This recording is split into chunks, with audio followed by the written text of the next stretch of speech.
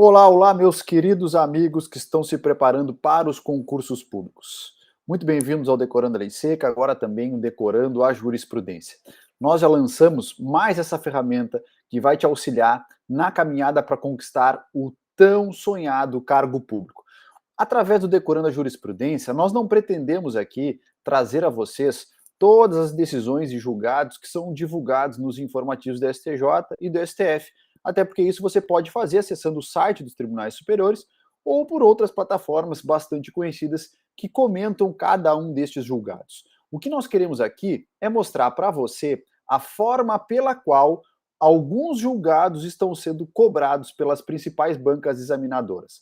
Alguns deles, inclusive, de forma bastante incisiva e repetitiva em concursos de naturezas diversas. Se a gente pegar, por exemplo, o julgado que trata sobre delegação do poder de polícia a entidades particulares ou a empresas privadas por parte do poder público, esse é um julgado que já foi cobrado diversas vezes, inclusive neste ano, no ano passado, e também a partir de órgãos públicos bastante distintos.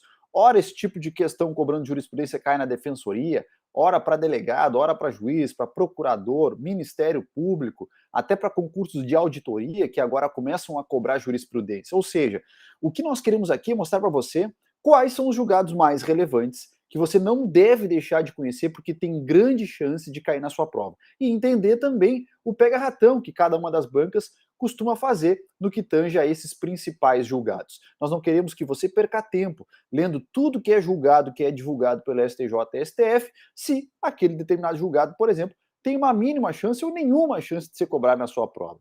Nós queremos que você destine o seu tempo para aquilo que realmente tem chance ou grande chance de cair na sua prova.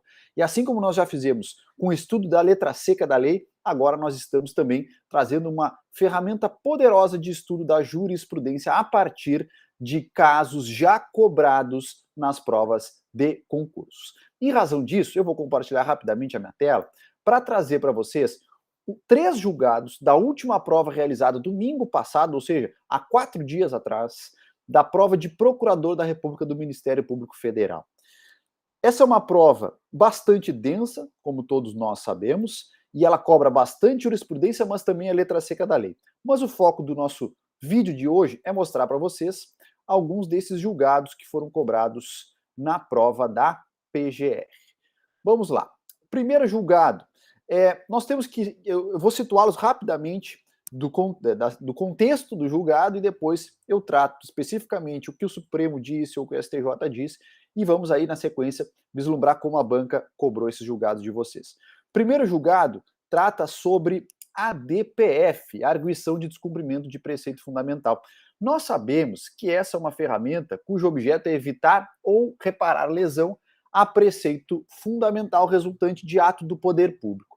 E o que a banca examinadora queria saber de vocês é se esse ato do poder público, que pode ser objeto de ADPF, pode ser uma decisão judicial? Ou seja, uma decisão judicial pode ser objeto de ADPF? Vejam, o Supremo Tribunal Federal já enfrentou isso quando analisou a ADPF 484 em 2020. E lá no item 6, a ementa trazia a seguinte redação: a ADPF, para evitar ou reparar lesão a preceito fundamental decorrente de atos judiciais, é via processual que atende ao requisito da subsidiariedade, mercê de não existir outro instrumento para sanar a controvérsia de caráter abrangente e imediato ou com a mesma eficácia e celeridade. Em resumo, o caso concreto tratava de uma decisão judicial que estava bloqueando aí verbas públicas que, na verdade, seriam destinadas para investimentos na educação, inclusive no pagamento de merenda escolar das crianças. E como no caso concreto não havia um meio processual ordinário, vamos assim dizer, para atacar essa decisão, foi então ajuizada uma DPF e o Supremo Tribunal Federal entendeu que sim, a DPF pode, em situações excepcionalíssimas, combater decisões do Poder Judiciário. E vejam como isso foi cobrado no último concurso para procurador da República. Embora seja cabível a DPF para evitar ou reparar lesão a preceito fundamental resultante do ato do poder público, Esta é uma expressão cujo alcance não abrange decisões do próprio Poder Judiciário como objeto passível de impugnação. Admiti-lo desvirtuaria a ADPF para convertê-la em sucedâneo recursal ou ação autônoma de impugnação. Essa afirmativa está errada. E vejam, aqui no Decorando a Jurisprudência, nós vamos grifar em vermelho aquela expressão que havia lá na ementa e que foi cobrada de forma errada dentro da questão. Portanto, essa afirmativa está errada, porque sim, o Supremo Tribunal Federal já admitiu a DPF para atacar decisões judiciais em situações excepcionalíssimas. Então, esse trecho aqui da questão, que está destacado em vermelho e riscado, está errado, em desacordo com a jurisprudência do Supremo Tribunal Federal. Se você soubesse isso, você já acertaria esta afirmativa. Então, primeira questão de direito constitucional. Segunda questão que eu trago aqui envolve direito do consumidor. Nós sabemos que existem alguns acordos internacionais, dos quais o Brasil é firmatário, que limitam algumas verbas, alguns valores de indenização em razão de extravio de bagagem. E a questão que caiu no último concurso da PGR domingo passado, queria saber se no caso concreto o juiz deve, por exemplo, aplicar o CDC ou aplicar o acordo internacional que trata da limitação da indenização por extravio de bagagem. E o Supremo já enfrentou isso lá no recurso extraordinário 636-331 em 2017. Então, veja, isso já é um julgado não tão recente, é um julgado que vai lá fazer aniversário, fez aniversário há pouco tempo de 5 anos, mas que a prova da PGR cobrou final de semana passado de vocês. Qual foi o trecho importante da emenda que nós temos que fazer a referência e nós não podemos esquecer? Vamos lá. É aplicável o limite indenizatório estabelecido na Convenção de Varsóvia e demais acordos internacionais subscritos pelo Brasil em relação às condenações por dano moral decorrente de extravio de bagagem em voos internacionais. Esse tema, em sede de repercussão geral, teve fixado uma tese, lá o tema 2210, fixada a seguinte tese. Nos termos do artigo 178 da Constituição da República, as normas dos tratados internacionais limitadores da responsabilidade das transportadoras aéreas de passageiros, especialmente as convenções de Varsóvia e Montreal, têm prevalência em relação ao Código de Defesa do Consumidor. Ou seja, as normas internacionais sobre esse tema prevalecem sobre o CDC, razão pela qual o CDC deve ser afastado no caso concreto e aplicadas essas normas internacionais. Julgado de 2017. Como é que ele caiu na prova domingo passado? Aplica-se o Código de Defesa do Consumidor em detrimento das convenções de Varsóvia e Montreal para dirimir controvérsia alusiva à indenização por dano moral decorrente do extravio de bagagem em voos internacionais. Qual é o erro da afirmativa? É que o CDC não prevalece sobre esses acordos internacionais, como nós vimos no Supremo Tribunal Federal, com base no artigo 178 da Constituição, diz que o CDC deve ceder espaço a estes acordos internacionais nesse caso específico. Então, o início da afirmativa tem um equívoco. Se você conhecesse esse julgado, acertaria mais essa afirmativa, certo? Então já vimos uma de direito constitucional, uma de direito consumidor, e agora, para encerrar, uma questão tratando de jurisprudência da última prova para procurador da República, tratando sobre o direito administrativo, não deixa de ser direito constitucional também.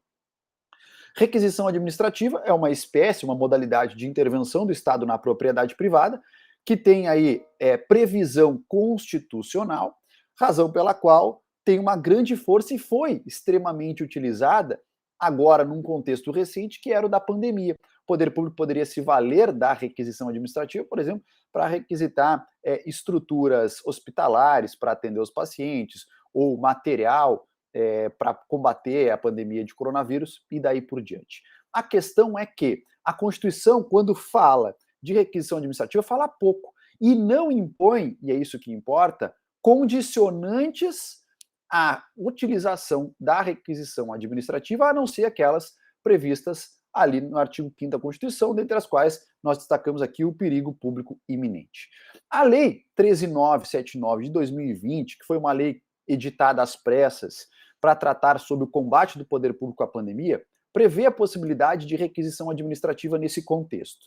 Essa ação foi atacada por uma ação direta de inconstitucionalidade, a pretexto de que essa lei não tratava aí da condicionante do Ministério da Saúde, ou seja, do Poder Executivo Federal, para a utilização de requisições administrativas pelos demais entes federativos. E o que o Supremo Tribunal Federal disse neste ponto, e nós destacamos aqui em verde na ementa desse julgado. A requisição administrativa configura ato discricionário que não sofre qualquer condicionamento, tendo em conta seu caráter unilateral e autoexecutório, bastando que fique configurada a necessidade inadiável da utilização de um bem ou serviço pertencente a particular numa situação de perigo público iminente, sendo por isso inexigível a aquiescência da pessoa natural ou jurídica atingida ou prévia intervenção do Poder Judiciário. Ou seja, eu não preciso da concordância do particular que vai ter o seu bem ou serviço requisitado, muito menos a prévia autorização do Poder Judiciário, porque se trata de um ato administrativo autoexecutório. Como isso veio cobrado na última prova da PGR? Segundo a jurisprudência do Supremo Tribunal Federal, a requisição administrativa configura ato discricionário que não sofre qualquer condicionamento, tendo em conta seu caráter unilateral autoexecutório, bastando que fique configurada a necessidade inadiável da utilização de um bem ou serviço pertencente a particular numa situação de perigo público iminente, sendo por isso inexigível a aquiescência da pessoa natural ou jurídica atingida ou prévia intervenção no judiciário. Ou seja, literalmente a banca colocou um Ctrl+C, Ctrl+V no item 10 da ementa da ADI 6362 e jogou aqui para os candidatos. Se você tivesse conhecimento desse julgado, teria também acertado essa afirmativa. Então, veja, são questões bastante interessantes e que podem sim, porventura, voltarem a ser cobradas noutros concursos, razão pela qual nós trouxemos aí ao conhecimento dos senhores o que o Supremo tratou desses temas e como isso já foi cobrado em provas de concurso e pode voltar a ser cobrado. Essa é a ideia, portanto, do Decorando a Jurisprudência, é trazer para vocês o que as bancas estão captando lá dos julgados da STJ e da STF para colocar dentro das provas. Nós não vamos trabalhar aqui com todos os julgados da STJ e STF. O que nunca foi cobrado em prova de concurso, vocês não vão encontrar no nosso material, até porque isso não importa para o concurseiro, isso pode importar depois na prática para vocês vão estudar depois. Mas para passar no concurso, coisa que não precisa, nós não colocaremos no material, não faremos você perder tempo. Só o que importa estará aqui no Decorando a Jurisprudência. Certo, meus queridos amigos? Bons estudos, então, conheçam nossa plataforma, explorem nossas ferramentas, nós temos certeza que vai ser um diferencial no seu estudo, certo? Até a próxima!